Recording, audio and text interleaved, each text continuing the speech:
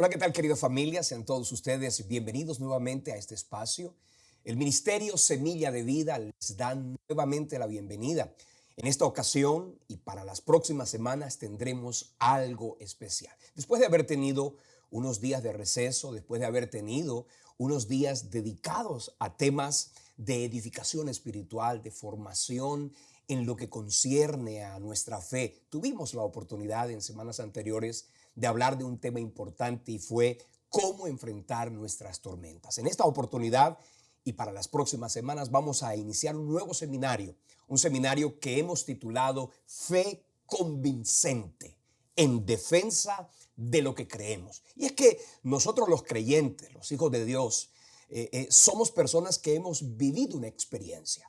Tenemos en Dios una oportunidad maravillosa de acercarnos a la presencia de Dios, de conocer a Dios, de oír a Dios, de venir a las Sagradas Escrituras, de venir a la palabra y aquí encontrar el alimento, la fe, el fundamento de nuestra estabilidad y de nuestra vida cotidiana y por supuesto nuestro corazón. En lo que concierne a nuestra relación con Dios, está fuertemente fortalecido. Y esto, desde luego, ha sido el resultado de esa experiencia vivencial, de esa experiencia cotidiana, constante, a través del cual hemos podido crecer en nuestra fe y compartirle quizá a algunas personas que tenemos alrededor. Muchas personas te han visto a ti, me han visto a mí, y han sentido a través de nuestro cambio, de la obra que el Señor ha venido haciendo en nuestras vidas, su mano de poder, y se han dado cuenta de que Dios es real, se han dado cuenta de que Dios es evidente, que Él cambia el pensamiento de las personas,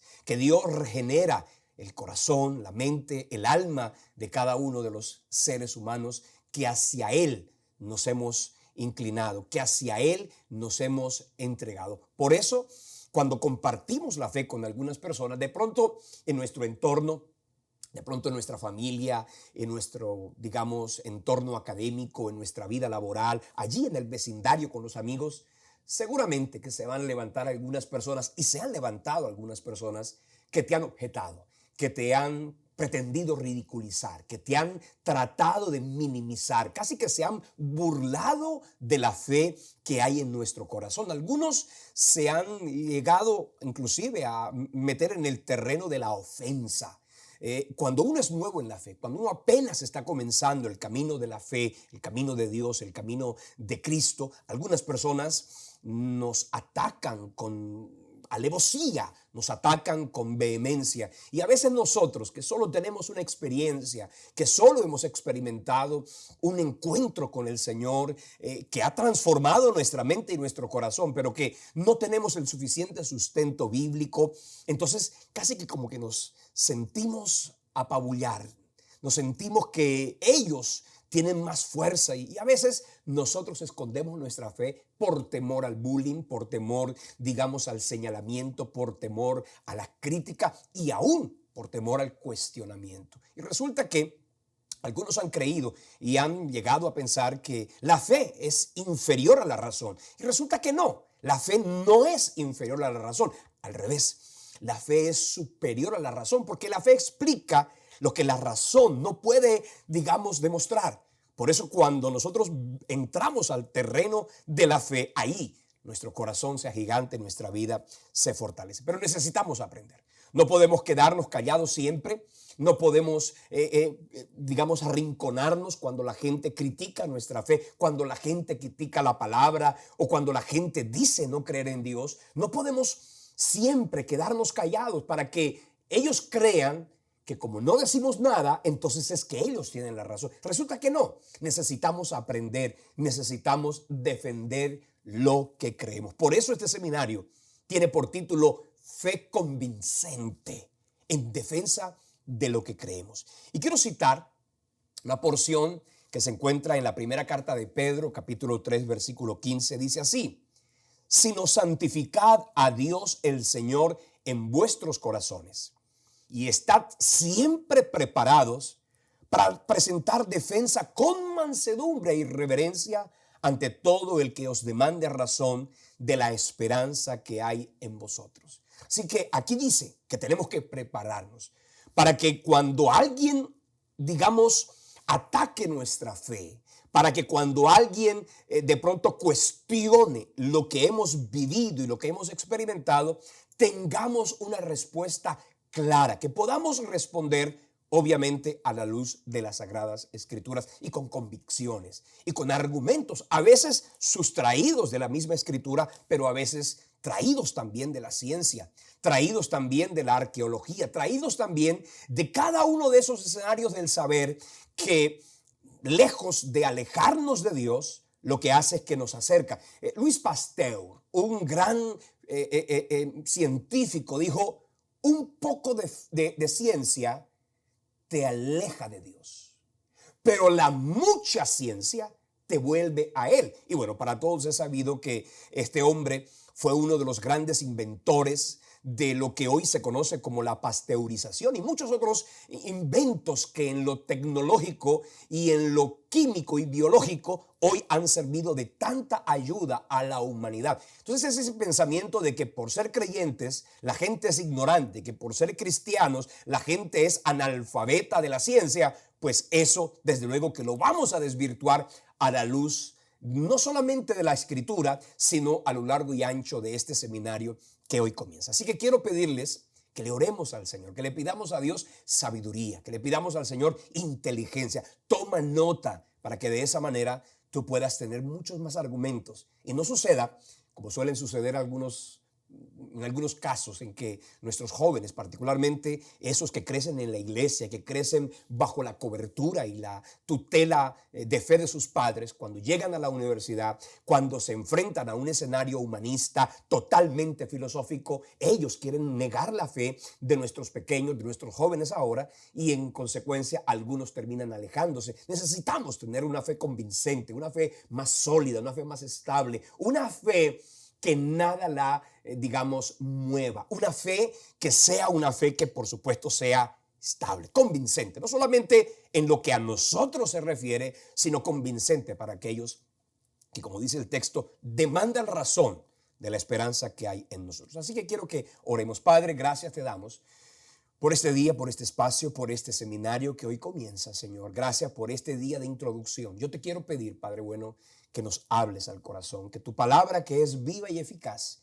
que tiene el poder transformador, el poder de la regeneración, de la transformación, hoy se haga presente, Señor, en medio de cada una de nuestras vidas. Toma nuestros pensamientos, coloca allí, Señor, tus pensamientos, coloca allí los argumentos, Señor, que cada día nos van a convencer más a nosotros y a los que nos rodean del poder, de la esperanza, de la gloria que hay en cada una de nuestras vidas. Gracias te damos, Padre, gracias te damos, Dios, en el nombre poderoso de Jesucristo.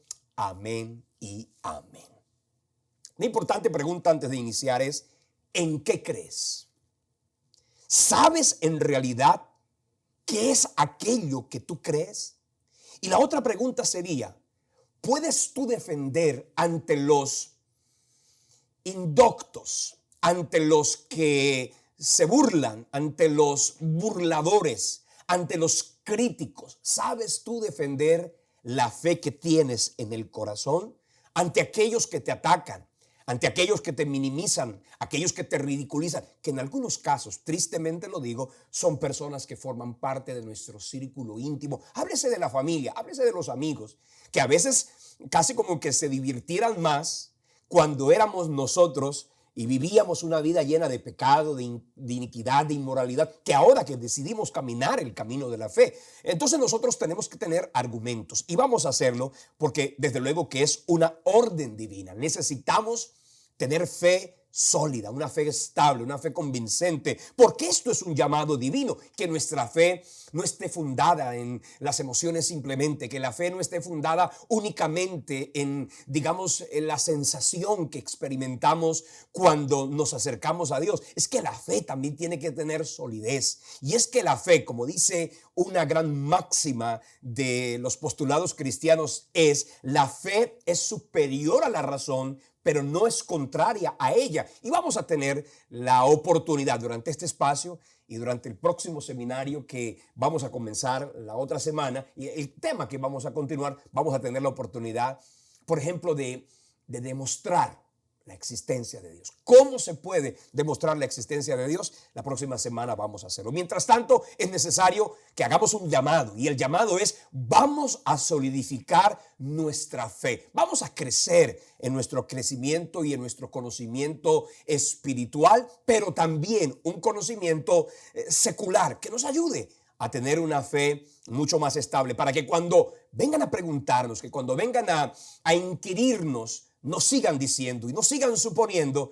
que aquel que tiene fe es un ignorante. No, un momentico. La historia nos cuenta los grandes inventores, Albert Einstein, Isaac Newton, Nicolás Copérnico, fueron, entre otros, entre muchos otros, personas que tenían fe en el corazón, lo cual quiere decir que no es sinónimo de ignorancia creer en Dios, desde luego que no. Y la Biblia lo dice, que tenemos que estar preparados para presentar defensa ante aquel que demande razón de la esperanza que hay en nosotros. Es decir, que ese es un llamado divino, es una orden del cielo. Y para eso estamos en este espacio, y para eso durante las próximas semanas vamos a tener la oportunidad de conocer un poco más lo que concierne a nuestra fe. Ahora, ¿cómo lo vamos a hacer? La Biblia lo dice aquí, que santifiquemos al Señor en nuestro corazón. Es decir, que no se trata de discutir y que simplemente ganemos una batalla. No, aquí estamos hablando de que nosotros estamos en el terreno de lo sobrenatural, de la fe, el terreno de la buena conducta, el terreno de la buena actitud. Por eso dice aquí que con mansedumbre y reverencia, es decir, que no se trata de ganar una pelea teológica, que no se trata de ganar una batalla, digamos, de argumentos. Se trata de llevar a otros al conocimiento de Dios, y que nuestra fe en primera instancia se sostenga en estabilidad, para que así podamos llevar a otros al convencimiento. En el libro de Judas, capítulo 1, versículo 22, es un solo capítulo, pero lo digo así para que puedan ubicarse. En Judas, en el versículo 22, dice: a los que dudan, convénzanlos. ¿Y cómo los vamos a convencer? Por supuesto que vamos a tener que tener argumentos para convencer a los que dudan. Vamos a tener argumentos, y yo por lo menos en mi caso particular, después de haber crecido, digamos, sido formado en una iglesia, en una familia con una tradición católica, cuando yo ingresé a la universidad, en una universidad pública en Colombia, también se me comenzó a sugestionar en cuanto a la fe, y muchas cosas de las que yo creía en esos últimos años del bachillerato, en esos primeros días de mi caminar espiritual, hubo cosas que quisieron mover y cismar mi fe. Pero aquí estuvo la palabra, y aquí estuvo el convencimiento, que desde luego me permitió a mí no solamente sostenerme en mi conocimiento en lo que a la fe se refiere, sino también mostrarle a otros que ser, digamos, creyente no es sinónimo de ser ignorante. Ahora, ¿cómo debe ser nuestra defensa? ¿Cómo debemos defendernos? ¿Cómo debemos asumir? ¿De qué forma vamos a asumir la defensa de lo que creemos? Y bueno, básicamente hay dos formas. Una, a la defensiva, y otra, por supuesto, a la ofensiva. Vamos a hablar un poquito de lo que concierne a este concepto de la defensiva. Es decir, nosotros tenemos que entender algo, y es que mucha gente de una manera muy natural tienen dudas. Hay personas que de una manera muy sincera y sin ánimo de, digamos, atacarnos, ellos simplemente tienen dudas. Hay cosas que no pueden explicar, hay cosas que no pueden entender, hay cosas que su razonamiento no les permite asimilar. Y obviamente nosotros, a la luz de la fe, del conocimiento de Dios, de la inteligencia espiritual, que va más allá de la cognitiva, que va más allá de la emocional, es la inteligencia espiritual que nos va a permitir vivir una vida de estabilidad y ayudar a otros a que también la puedan vivir. Dice el texto de segunda carta a Timoteo, capítulo 2, versículo 25, que con mansedumbre nosotros debemos corregir a los que se oponen, por si quizá Dios les conceda que se arrepientan para conocer la verdad. Es decir, que la actitud debe ser con mansedumbre, y no se trata simplemente de pelear. Ustedes saben que hay temas que son bastante propicios para una discusión acalorada. Cuando se habla de política, cuando se habla de deportes y por supuesto cuando se habla de fe.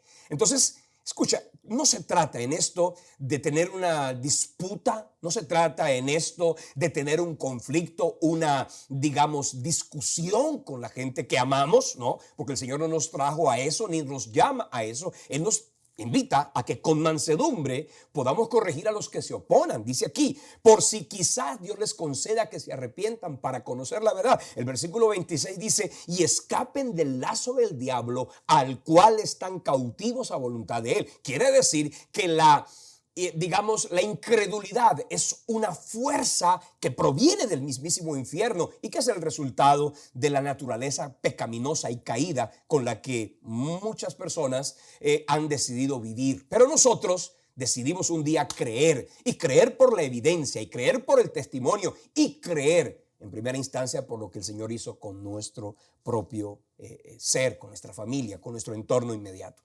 La carta a los Filipenses, capítulo 1, versículo 7, dice el apóstol Pablo así: como me es justo sentir esto de todos vosotros, por cuanto os tengo en el corazón, y en mis prisiones, y en la defensa y confirmación del evangelio, todos vosotros sois participantes conmigo de la gracia. Aquí dice que Pablo tenía claro que su labor era la defensa y confirmación de los que les conocían en cuanto a la fe para defender el evangelio. Quiere decir que ustedes y yo tenemos que aprender a defender el evangelio que hemos creído, a confirmarle a otros por qué hemos creído en lo que hemos creído. Y dice el versículo 17 de esa misma carta de Filipenses capítulo 1, dice, pero los otros por amor, sabiendo que estoy puesto para la defensa del evangelio. Pablo aquí estaba diciendo que el Señor lo puso para defender el evangelio. Y escucha bien,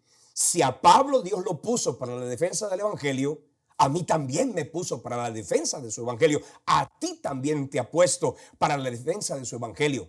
Para que donde quiera que tú y yo vamos, para que en el lugar donde nosotros vivamos y en el entorno en el que nos desarrollemos, nosotros podamos defender el evangelio y testificar y mostrar. Ya basta de un evangelio soterrado, escondido, clandestino, digamos, de cavernas. No, necesitamos levantar en alto nuestra fe, contarle al mundo que hemos decidido creer. El apóstol Pablo dijo, no me avergüenzo del evangelio porque es poder de Dios para salvación. Necesitamos mostrar, contarle al mundo, decirle a unos y a otros en lo que hemos creído, aunque eso signifique de alguna manera tener que luchar o digamos chocar más bien contra una filosofía humanista, contra un mundo pagano, contra una sociedad que cada día se ha vuelto más iletrada en lo que a la fe se refiere y a la espiritualidad bíblica concierne. Necesitamos, desde luego, saber cómo defender el evangelio y cómo defender la fe que hay en nuestro corazón. Pero no solamente tenemos que ir a la defensiva, también tenemos que ir a la ofensiva. Es decir, ¿cómo así, pastor? Que es que sí, tenemos que defendernos y para eso tenemos un escudo y en la armadura de Dios del que Pablo dijo que teníamos que vestirnos, habla del escudo de la fe. Tenemos que tener un escudo para defender lo que creemos, pero dice, y la espada del Espíritu es la herramienta más contundente para poder también ir a la ofensiva. De hecho, en esa armadura de Dios que el creyente debe vivir y portar, dice que la única arma que está para la ofensa o para la ofensiva, para el ataque, es la palabra de Dios. Que ya todos sabemos que, como dice la carta a los Hebreos capítulo 4 versículo 12, cuando enseña que la palabra de Dios es viva y eficaz, más cortante que toda espada de dos filos, que penetra hasta partir el alma y el espíritu, las coyunturas y los tuétanos, y dice la Biblia, discierne los pensamientos y las intenciones del corazón. De modo que la palabra es la espada con la que podemos ir a la ofensiva. Y es que también no solamente debemos defendernos, y es una orden divina, un mandato de Dios, sino que también tenemos que ir a la ofensiva contra tantísimas herejías, contra tantísimas prácticas y costumbres que van en contra de la fe, en contra de la palabra, en contra del evangelio. Mira lo que dice Judas en el versículo 3, capítulo 1, versículo 3. Dice, amados, por la gran solicitud que tenía de escribiros acerca de nuestra común salvación, me ha sido necesario escribiros, exhortándoos que contendáis ardientemente por la fe que ha sido una vez dada a los santos. Aquí está diciendo el texto que tenemos que contender ardientemente. Ahora, no es la contienda de la disputa, del golpe, de la ofensa, de minimizar a los demás, de ridiculizar a nadie, porque allí no estaríamos actuando con mansedumbre para poderlos ganar para Cristo, que esa sería básicamente nuestra mayor intención. No ganar una conversación, no ganar una discusión, no ganar un pleito, sino ganar un alma. Y ahí nos tenemos que enfocar. Dice que en esta tarea, la segunda carta a los Corintios, capítulo 10, versículo 4, dice: porque las armas de nuestra milicia no son carnales, sino que son poderosas en Dios para la destrucción de fortalezas. Dice, derribando argumentos, refutando argumentos, derribando argumentos y toda altivez que se levanta contra el conocimiento de Dios, y llevando, dice, todo pensamiento cautivo a la obediencia a Cristo. Me confundí un poco porque estaba leyendo aquí una nueva versión, pero quise mejor citar la versión Reina Valera, que en este caso nos enseñan básicamente que tenemos que refutar y tenemos que hacerlo entendiendo, por supuesto, que no es esto en el terreno de lo humano. No estamos disputando en el terreno de los seres humanos. Estamos entrando cuando hay controversias en frente a la fe y en torno al evangelio. Estamos entrando en el terreno del mismísimo infierno, que a través de herejías y de falsas enseñanzas pretende enceguecer, cautivar. Por eso dice, esos que están cautivos en el error y en la iniquidad a causa de la intención del mismísimo infierno. ¿Cuáles son las premisas más importantes que tú y yo debemos tener cuando se trata de defender la fe, ya sea a la defensiva o a la ofensiva? Básicamente son dos premisas fundamentales. La primera: ustedes y yo tenemos que entender que nuestros interlocutores no son seres espirituales, son seres naturales. ¿Sabes que en la Biblia el apóstol Pablo habla de que hay tres tipos de seres humanos? Dice que está el hombre natural, el hombre carnal y el hombre espiritual. Ustedes y yo, vamos a decir, somos seres espirituales, que hemos entendido el mundo espiritual, que hemos comprendido la verdad que viene a través de la palabra. Pero para nadie es un secreto que vivimos en un mundo donde la gente es natural, es decir, está muerta, dice la Escritura, en sus delitos y pecados. Ellos no van a poder entender el lenguaje espiritual con argumentos. Necesitamos entender que ellos están enceguecidos por el pecado, y por eso la Escritura nos invita a que lo entendamos. Primera carta a los Corintios, capítulo 2, versículo 14 dice: porque el hombre natural, hablando del impío, del inconverso, no percibe las cosas que son del Espíritu de Dios, porque para él son locura y no las pueden entender, porque se tienen que discernir estas de forma espiritual. Lo cual quiere decir que tú puedes entender a los que son inconversos, pero no puedes esperar que ellos te entiendan a ti. No puedes esperar que ellos te comprendan a ti, porque tú un día estuviste en esa condición, pero ellos todavía no han llegado al convencimiento, no han llegado a que el evangelio de Cristo les alumbre el pensamiento y el corazón. Por eso necesitamos entenderlo. Estoy frente a una persona a la que yo tengo que mostrar, modelar y testificar ese poder que dice la Escritura, que solo el Espíritu de Dios es el que permite que una persona pueda comprender. Entonces eso es importante. Lo segundo, entender que el Espíritu de Dios es el que nos permite a cada uno de nosotros entender lo que a lo espiritual se refiere, y así, por supuesto, un día rendirnos a Cristo. Dice la Escritura que nadie puede llamar a Jesús Señor si no lo hace a través del Espíritu Santo. Es decir, el Espíritu Santo es el que convence. Usted y yo lo vamos a convencer. Ustedes y yo solo seremos instrumentos del Señor para poder llevar a otros al mensaje, al camino de la fe, al rendirse a los pies de Cristo. Esa oposición, por supuesto, no es un asunto humano. Tiene que ver allí una oposición espiritual.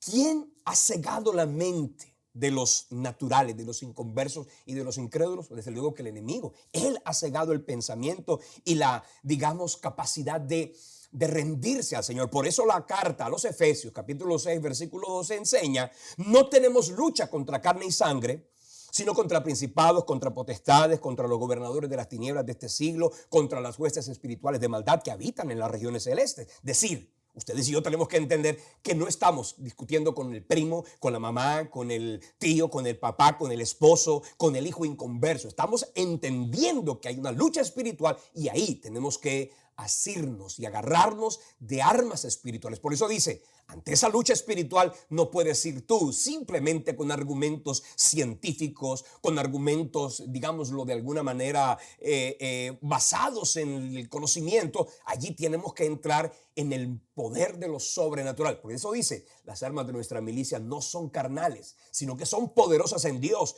para la destrucción de fortalezas. Cuando usamos las armas espirituales es cuando podemos llevar cautivo todo pensamiento a la obediencia a Cristo. Por eso dice 2 Timoteo 2:25, que con mansedumbre corrija a los que se oponen, por si quizás Dios les conceda que se arrepientan para conocer la verdad, y dice aquí, y escapen del lazo del diablo, que es el que en realidad a través de filosofías, de falsas religiones, a través de falsas doctrinas, heréticas doctrinas, ha llevado a muchos a la confusión, al error, a la ignorancia, a la, voy a decir, a la apatía espiritual, a ese sentimiento agnóstico, ateo, ese pensamiento escéptico de todo lo que concierna a la fe y por supuesto con ello a Dios y a su palabra y a su iglesia.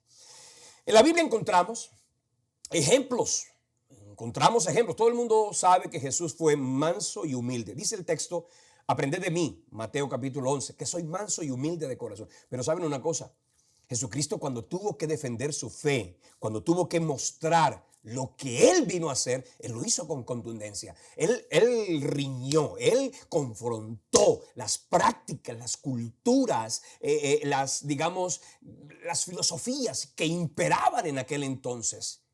Porque Él tenía que responder. Lo que de Él se dijera que era contrario a la fe, Él tenía que rebatirlo y Él tenía que desde luego aclararlo. Por eso necesitamos tú y yo también entender, y es precisamente esa forma contundente con la que Cristo defendió la fe, el evangelio, que pudo llevar a otros a que caminaran con Él y decidieran no solamente vivir para Él, sino posteriormente en morir para Él. Dice Juan capítulo 18, ahí está hermosamente cuando Jesús se enfrenta ante los principales sacerdotes del judaísmo, y en el capítulo 19 cuando se enfrenta al mismísimo Poncio Pilato, Jesús respondió, Él no se quedó callado, Él contestó y lo hizo con vehemencia y lo hizo con autoridad. Dice en el versículo 19 del capítulo 18 de Juan, y el sumo sacerdote preguntó a Jesús acerca de sus discípulos y de su doctrina. Jesús le respondió, yo públicamente he hablado al mundo. Siempre he enseñado en la sinagoga y en el templo donde se reúnen todos los judíos y nada he hablado en oculto. ¿Por qué me preguntas a mí? Pregúntale a los que han oído que les haya yo hablado. He aquí, ellos saben lo que yo he dicho. Cuando Jesús hubo dicho esto, uno de los alguaciles que estaba allí le dio una bofetada diciendo, ¿así le respondes al sumo sacerdote? Jesús le respondió diciendo, si he hablado mal, testifica en qué he hablado mal. Y si bien, entonces ¿por qué me golpeas? Es decir, que aquí encontramos a Jesús que aunque Él guardó silencio ante los trasquiladores, es decir, ante las tinieblas, para poder cumplir la tarea de ir a la cruz, cuando tuvo que hablar, cuando tuvo que defender su fe, lo que vino a hacer, Él lo hizo con contundencia. A Poncio Pilato le dijo, ninguna autoridad tendría sobre mí si no te fuese dada del cielo. Es decir, Jesús contestó y lo hizo desde luego con categoría, con actitud. Necesitamos también tú y yo asumir esa contundencia, porque el pensamiento es, déjalos que hablen, que no discutas, déjalo que, un momentico, tenemos que aprender a hacerlo.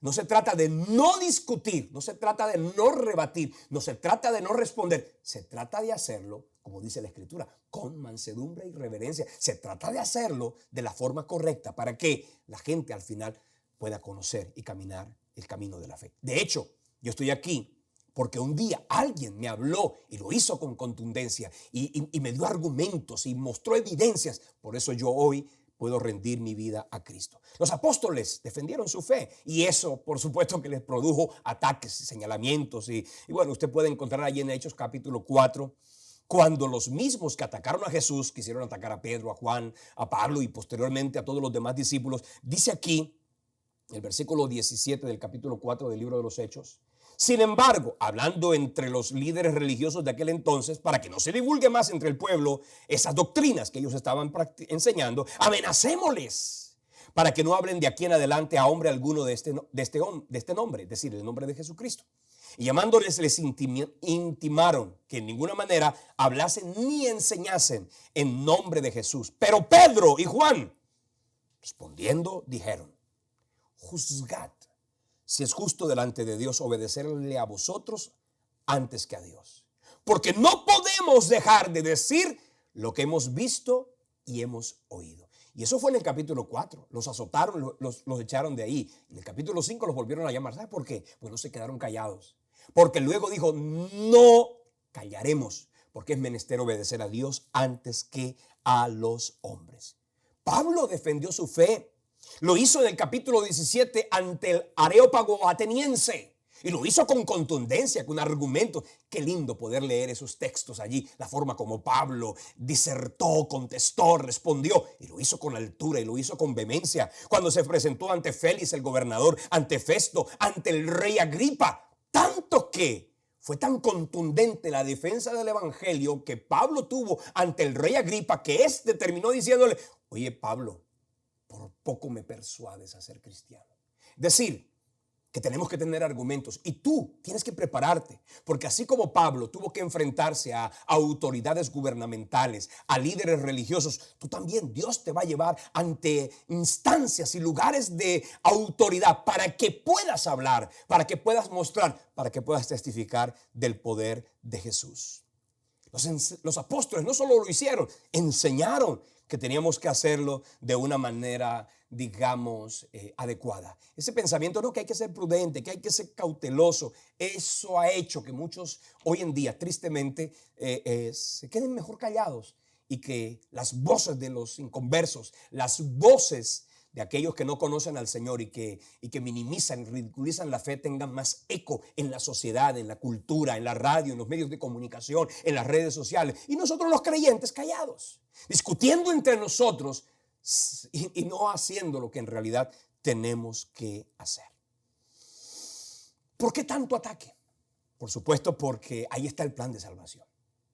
Porque quieren atacar todo lo que tenga que ver con Dios. Uno de los nombres que la Biblia le da a Satanás es ese, adversario, que significa ese que se opone, ese que contradice, ese que ataca. Y desde luego no solo ataca la fe, ataca a Dios, ataca la palabra, ataca la iglesia, el cuerpo de Cristo, ataca todo lo que tenga que ver con Dios. Por eso necesitamos entender, como dice allí, en el ataque que algunos, a través de su falsa filosofía y su falsa ciencia, han llegado a decir que Dios no existe. Pues déjenme decirles una cosa: Dios sí existe. Dice el texto de Isaías 53, perdón, de Salmo 53, versículo 1. Dice el necio en su corazón: no hay Dios. Que se han corrompido. Hicieron abominable maldad. No hay quien haga el bien. Ellos quisieron negar a Dios, ignorar a Dios, simplemente para que de esa manera sus corazones pudieran hacer lo que bien les placiera. Alguien dijo: si Dios no existe, entonces todo está permitido.